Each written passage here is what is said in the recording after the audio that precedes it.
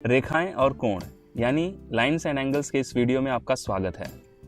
पिछले सत्र में हम एक ही रेखा के समांतर रेखाओं यानी lines parallel to the same line के बारे में अध्ययन कर चुके हैं।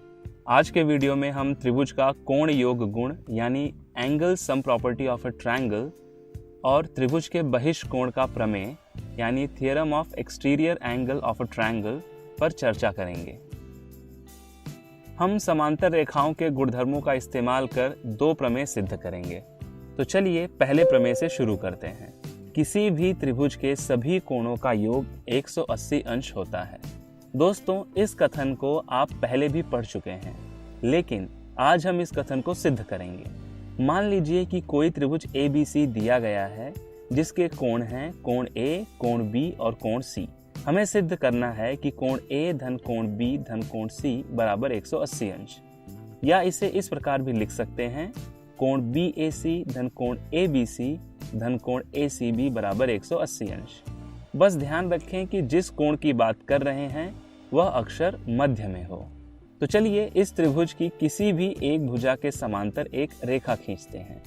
चलिए भुजा BC के समांतर एक रेखा खींचते हैं कुछ इस प्रकार कि वह इस भुजा के सम्मुख शीर्ष यानी A से होकर गुजरे। चलिए इस रेखा को PQ नाम देते हैं। दोस्तों, बताइए कि कोण PAB धन कोण BAC धन कोण QAC का मान क्या होगा। इस तीनों कोणों का योग 180 अंश होगा क्योंकि यह एक सीधी रेखा पर बने रैखिक कोणों के युग्म है। चलिए इसे समीकरण 1 कहते हैं।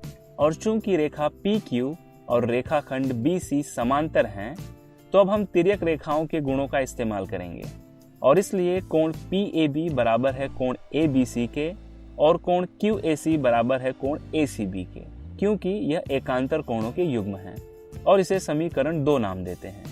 अब समीकरण 1 में हम कोण PAB की जगह कोण ABC और कोण QAC की जगह कोण ACB लिख सकते हैं। तो समीकरण 1 होगा कोण ABC धन कोण BAC धन कोण ACB बराबर 180 अंश। तो दोस्तों, इस प्रकार यह प्रमेय सिद्ध हुआ। चलिए अब दूसरे प्रमेय की ओर बढ़ते हैं। यह प्रमेय कुछ इस प्रकार है। यदि एक त्रिभुज की एक भुजा बढ़ाई जाए तो इस प्रकार बना बहिष्ठ कोण यानी एक्सटीरियर एंगल दोनों अंतः अभिमुख कोणों यानी इंटीरियर अपोजिट एंगल के योग के बराबर होगा। दोस्तों, इसे त्रिभुज के बहिष्ठ कोण का प्रमेय यानी theorem of exterior angle of a triangle भी कहते हैं। तो चलिए फिर से त्रिभुज ABC लेते हैं और भुजा BC को थोड़ा बढ़ाकर D तक ले जाते हैं। हमें सिद्ध करना है कि बहिष्ठ कोण ACD बराबर कोण BAC धन कोण ABC। दोस्तों, यह काफी आसान है। यहाँ BCD एक रेखा है और कोण ACB और कोण ACD रैखिक कोण युग्म, यानी हम कह सकते हैं कि कोण ACB धन कोण ACD बराबर 180 अंश। चलिए इसे समीकरण 1 कहते हैं। अब जैसा कि हमने अभी पढ़ा कि त्रिभुज के तीनों कोणों का योग 180 अंश होता है, यानी कोण BAC धन कोण ABC धन कोण ACB बराबर होगा 180 अंश के। इसे समीकरण 2 कहते हैं। अब समीकरण 1 और 2 को देखें तो दोनों समीकरण के दाहिनी ओर बराबर हैं, इसलिए यह बाईं ओर भी बराबर होंगे।